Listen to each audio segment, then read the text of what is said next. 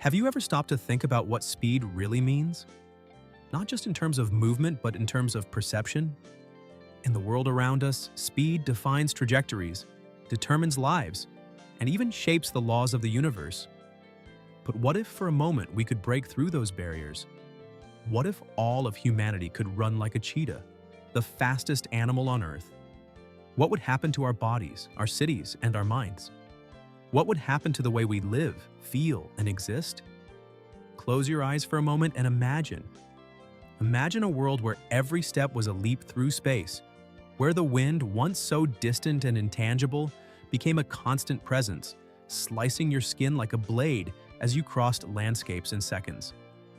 Where entire cities turned into blurs of light, and each day held more time than we could possibly fill. But like any gift, super speed comes at a cost. And that's what we're going to talk about today. Speed. Just hearing the word, something inside us stirs. Acceleration is adrenaline. It's freedom. It's the dream of breaking limits. But are we really prepared to understand the real consequences of achieving that dream? The cheetah, the fastest creature on Earth, seems almost magical. When it sprints across the savannah, it reaches 75 miles per hour in less than 3 seconds. It's like a living sports car sculpted by nature. But have you ever wondered what makes that possible? It's not just a quirk of evolution, it's a masterpiece of biological engineering. And if we want to imagine what would happen if we, humans, gained that ability, we need to start by understanding the fascinating science behind it. The cheetah's body is a symphony of adaptations. Its spine functions like a flexible, elastic bow, compressing and extending with an almost hypnotic force with every stride. Its long legs aren't just tools for movement. They're perfect catapults, propelling it forward with precision and power. Now think about our bodies. Unlike the cheetah, we're built for endurance, not speed. Our muscles, tendons, and bones were shaped for marathons, not sprints. If we wanted to run like a cheetah, we'd need to change everything. Denser bones to withstand the impact, redesigned muscle fibers for instant bursts, tendons that could store energy like rubber bands. Literally, our biology would need to be rewritten. But that's just the beginning. Imagine what would happen to our cardiovascular system. To run like a cheetah, the human heart would have to pump blood at an insane rate. We're talking about a turbocharged biological engine. Did you know that at the peak of its sprint, a cheetah's heart beats up to 150 times per minute? It's like a car engine constantly running in the red zone. And our lungs? They'd have to expand and contract with superhuman efficiency to deliver enough oxygen to the muscles. Otherwise, within seconds, we'd collapse. Every cell in our body would need to be recalibrated to handle the load of this monumental effort. And here's the most fascinating part. The cheetah's entire performance lasts just 20 seconds before it hits its limit. What would happen to us, humans, trying to sustain that pace? And don't think the impact would be limited to just the physical. Super speed would force us to rethink even how we perceive the world. Imagine hitting the ground at 75 miles per hour. Our feet, bones, and joints would be pulverized by the force of the impact. The muscles in our legs would need internal shock absorbers, like those in a car, to withstand the collision. Even the air would be an enemy. The friction of the wind at that speed would generate absurd heat, capable of burning our skin if we weren't protected. We'd need special aerodynamic clothing, perhaps made of materials that don't even exist yet, to shield us from the relentless forces of physics. Running at extreme speeds wouldn't just be a biological challenge, it would be a battle against the very laws of the universe. And so the inevitable question arises, how would we achieve this transformation? Genetic engineering might be the answer, rewriting our genes to give us the musculature and reflexes of a cheetah. Or perhaps biotechnology could offer bolder solutions. Nanobots integrated into our nervous system, amplifying our capabilities. We could create artificial muscles, internal cooling systems, or even secondary hearts to handle the strain. But one thing is certain, achieving the speed of a cheetah wouldn't just be an evolution, it would be a revolution. We'd become something entirely new, something the Earth has never seen before. The question that remains is, how far are we willing to go to change who we are in order to achieve what we desire? Now close your eyes for a moment. Imagine yourself running at an insane speed, 75 miles per hour, your feet barely touching the ground as you slice through the air like a blade. Around you, the world dissolves. Trees blur into green streaks, buildings crumble into gray bands, and the city lights appear as streaks of stars.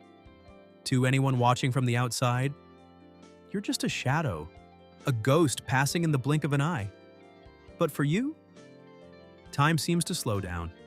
Every movement, every sound, every detail of the world around you gains a new dimension, as if you're living in a completely different reality. Strange, isn't it? Running fast enough to break the sound barrier isn't just a matter of speed, it's a matter of perception. If we could move as fast as a cheetah, our lives wouldn't just be quicker. They'd be more intense, more amplified. With every step, the world would seem to shift into slow motion, like a scene from an action movie. You'd see details that were once invisible. The flutter of a fallen leaf, the glimmer of a reflection in a window, even the flapping wings of a bird in the sky. All of this happening while your feet have already crossed the next block. But would our brains be able to process so much? Even now, it operates at its limit, dealing with daily information, from chaotic traffic to messages on our phones. Now imagine doubling, tripling, or even multiplying that load tenfold. We'd be constantly overwhelmed, like computers on the verge of crashing.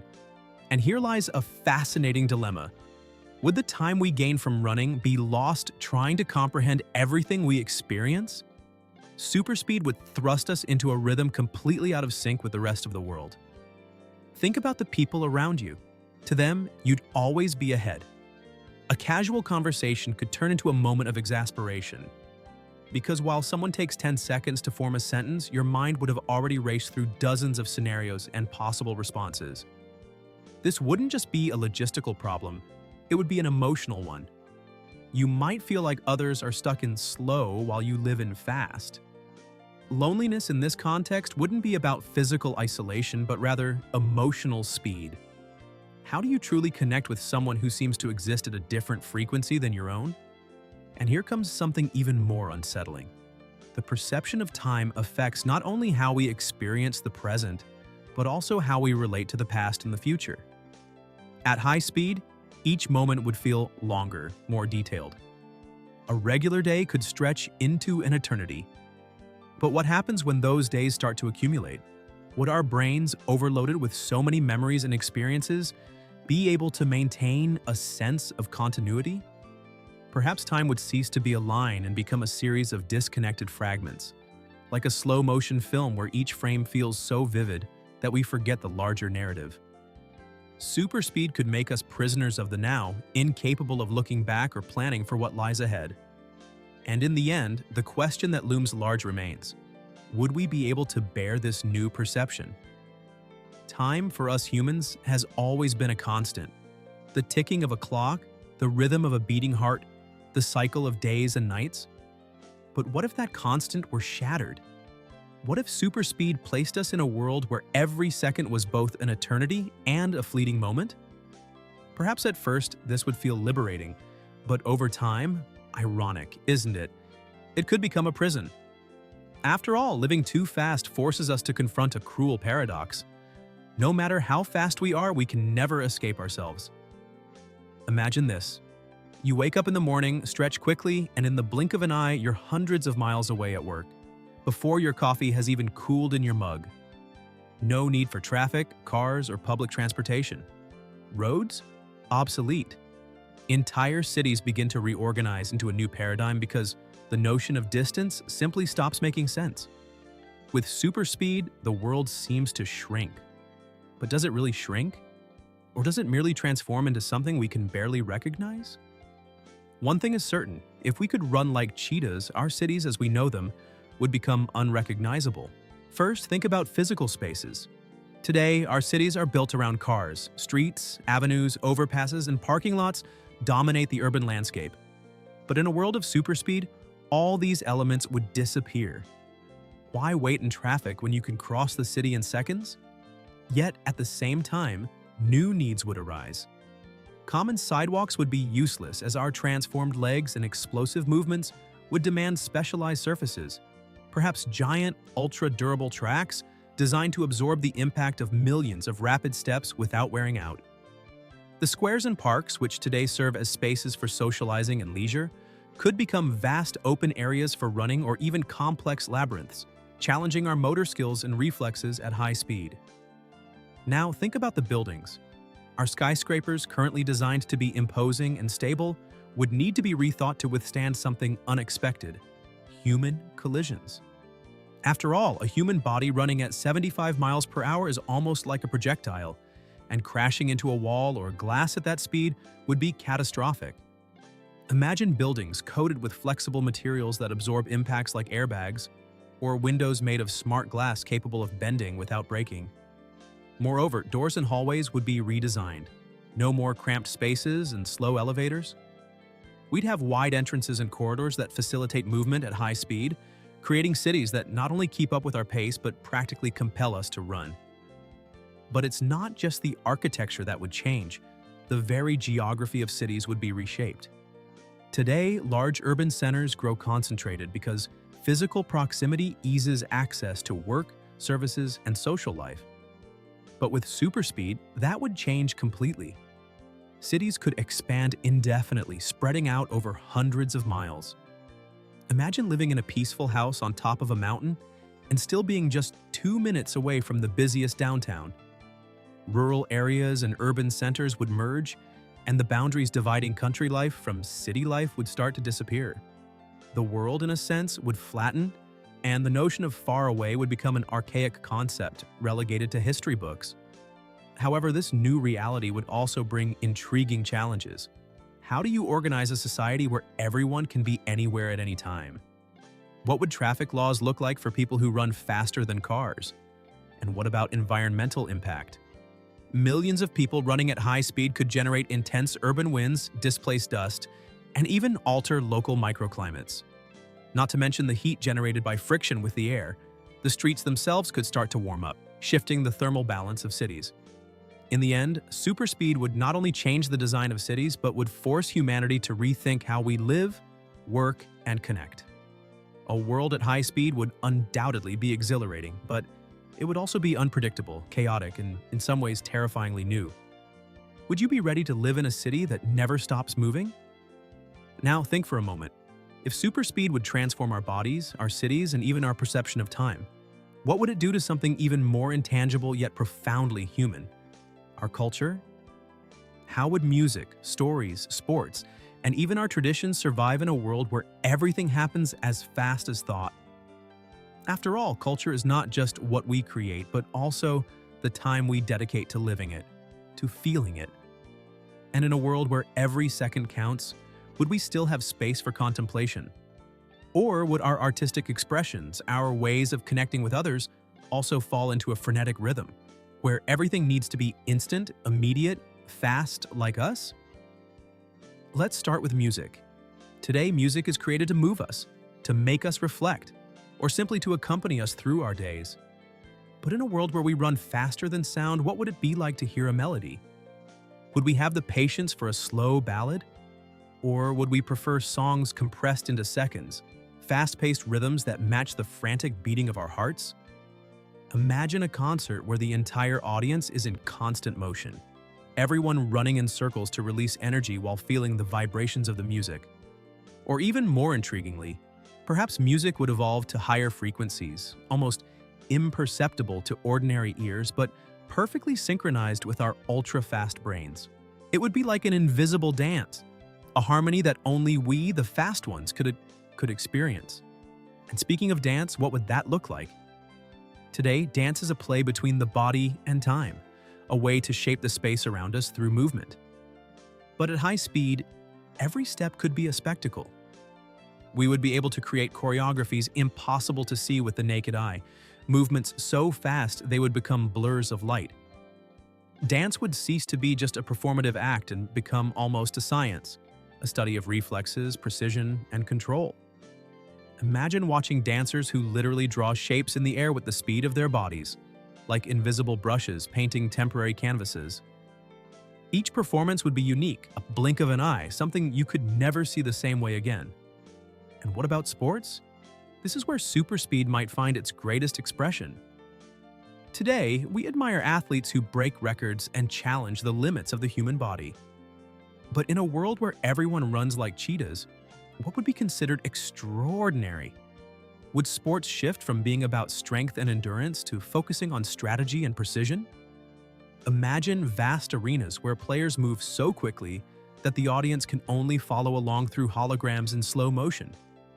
Or entirely new sports unimaginable today, like vertical races on skyscrapers, or competitions where athletes must dodge obstacles at absurd speeds. We would all be our own superheroes, transforming sports into a literal celebration of what it means to be human, or perhaps of what we used to be. But the cultural impact wouldn't be limited to entertainment. Our human relationships would be profoundly altered. In a world where everyone lives so fast, would we still find time to listen to stories, to sit around a table and share our lives? Perhaps stories would change too. Instead of long narratives, we might live through short tales, almost like flashes of emotion that can be consumed in the span of a sprint. Or maybe stories themselves would be told in different ways, like visual messages or direct brain impulses, something that transcends words and connects directly to our minds. In this new world, the way we communicate and transmit culture would be radically different, yet still filled with the same human desire to understand each other. In the end, the cultural evolution in a world of super speed would be both a celebration and a challenge. We might gain a new type of art, a new way to live our passions and traditions. But we would also lose something. We would lose the slowness of shared moments, the pleasure of a leisurely conversation, the time it takes to truly feel life. And that would be the great irony. As we become faster, we risk leaving behind what has always made our culture so special. Because sometimes the value of a story, a song, or a memory lies precisely in the time it takes to unfold, and in the time we dedicate to living it. Now stop and imagine. You're running at 75 miles per hour so fast that the ground beneath your feet seems to disappear. The wind slices across your face like tiny blades.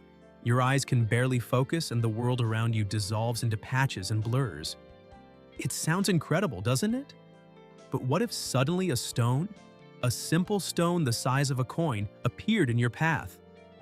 At that speed, even the smallest obstacle turns into a deadly threat. You'd trip, your body would fly like an uncontrolled projectile, and the impact would be devastating.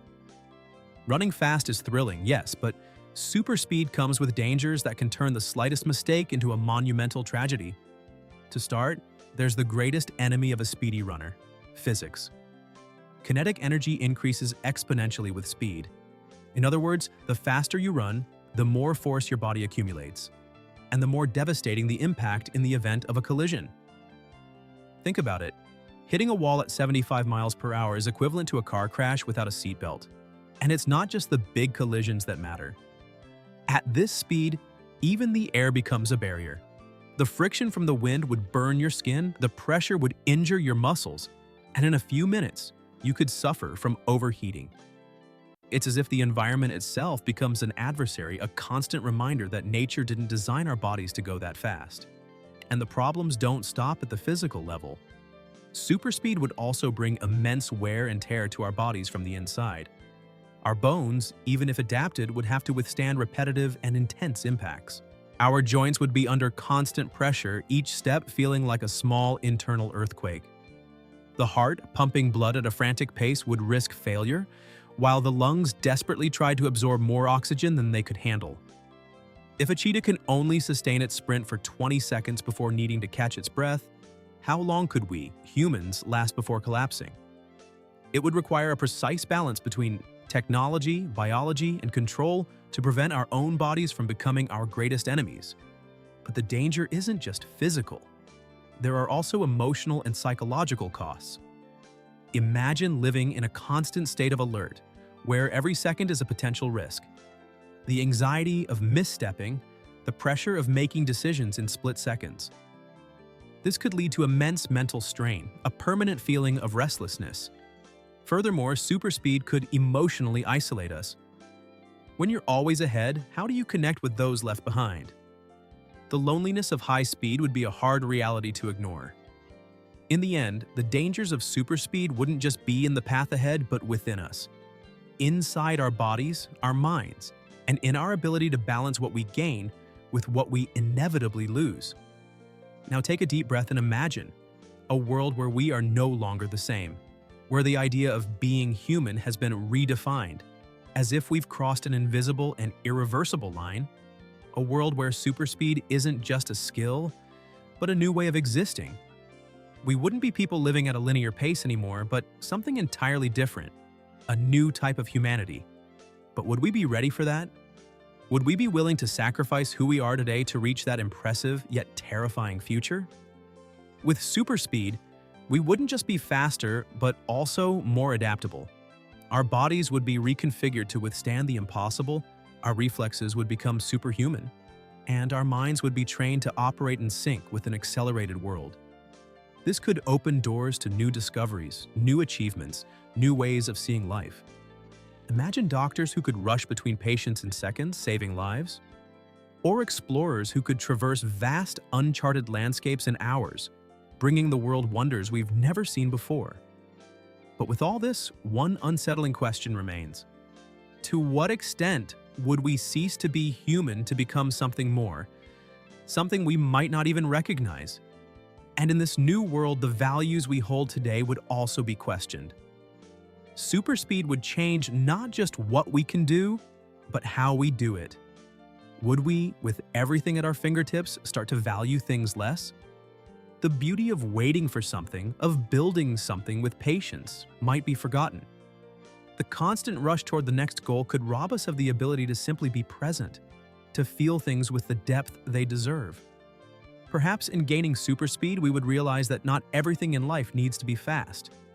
That some of the best things happen slowly, like the blossoming of a friendship, the maturation of an idea, or the simple pleasure of watching a sunset without hurry.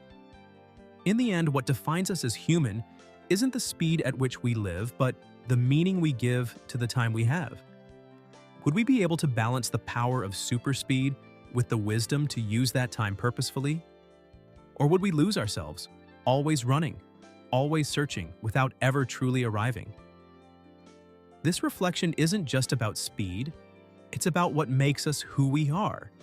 It's about realizing that sometimes the true human miracle isn't in running faster, but in knowing when to stop. And now I want to hear from you. After all this, what do you think? Would you be willing to live in a world of superspeed, even knowing the sacrifices involved? How do you imagine this would transform our lives, our relationships, our humanity? Share your thoughts in the comments. I'd love to know what you think about all this.